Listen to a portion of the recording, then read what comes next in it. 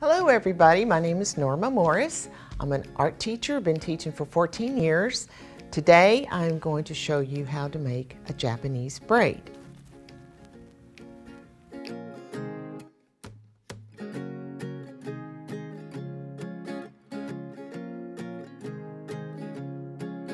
These are the things that you're going to need.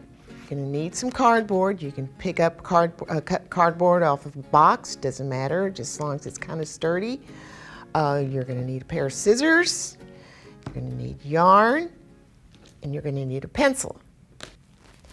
You will get the scissors and you're going to cut on the dotted line. Now I made these myself just so you can see what areas you're going to cut.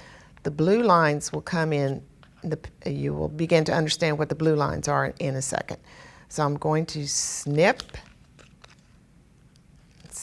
on the dotted lines, just basically the corners. And what you're going to do is you're going to end up with 8 sides. And 8 sides is called an octagon.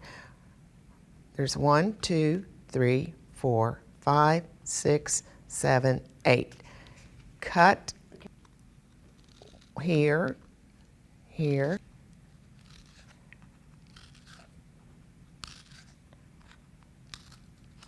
Okay. Now you're going to get a pencil and you're going to push into this circle. Now I made the circle here so you can see that it's in the middle of the square, more or less. So just push and rotate until it goes through. And you will have a perfect circle. You're going to have 7 strands of yarn. 1, 2, 3, 4, 5, 6, and 7. Get those all together and then tie them all at once. Put it around 2 fingers, wrap around those 2 fingers, come in, make a loop, and bring this inside the loop. And you will have a knot. Now, the next step is you're going to push this into the center. It's going to take a little pushing, but it will go through. Just keep push, push, push, and you'll see on the other side it's coming out. So you're going to grab that. Oops. Let's make this a little bit tighter. Maybe it's not tight enough. When you pull it to make it tighter, it makes your knot smaller. So if it makes your knot smaller, it's going to be easier to push in the circle. There we go. Okay. So keep pulling it through. And then you're going to push this down. This is going to be the bottom. Flip it over and put a strand of yarn in each of these slots. 2,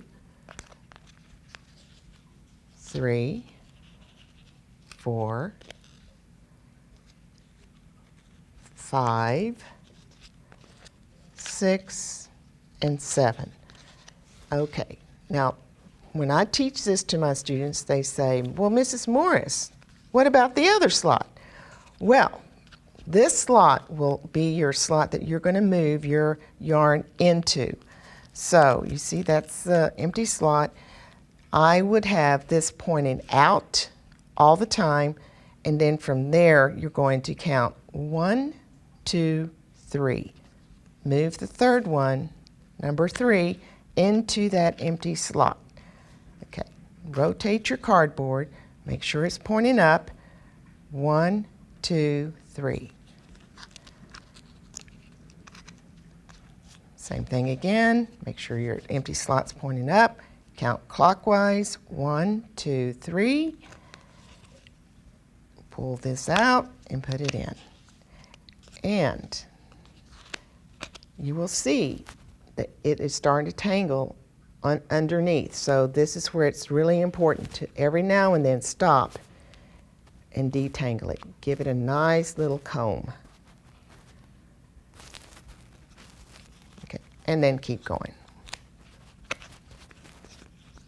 1, 2, 3. Pull this out and put it in. And guess what, guys? That's all you do. You just keep doing it over and over and over until you will start forming a braid underneath. You won't see it right away, but it will form. It's going to look like this. Here's an example. You see, this is the top, and this is the bottom, and see how the braid starts coming out from here. It will look like this. This is the knot that you had at the very beginning, and the braid will start forming from here. So just continue on until you're done. And I'm ready to stop, so I'm going to take these out one at a time and pull this out. Oops, I got one stuck in here. Pull this out, and then I'm going to make my knot. You can make it the same way that I did before, where you wrap it around wrap it around 2 fingers, make that loop, bring that yarn inside the loop, and then pull. Okay. Now, if you want, you see I didn't make the knot all the way to the end of the braid, but what you could do, since there is an opening there, you could slide this through, wrap it around my hand, or my wrist, and pull this and tighten it to where you are going to have a nice bracelet. Okay, now this loop is a little too big, so you want to make sure you're not. I'm going to take this out. You can use it as an ankle bracelet. You can use it, if you make it long enough, you can make it into a necklace. It's really fun. It's very relaxing, and I hope you enjoy making this and have a great time doing this. Thank you.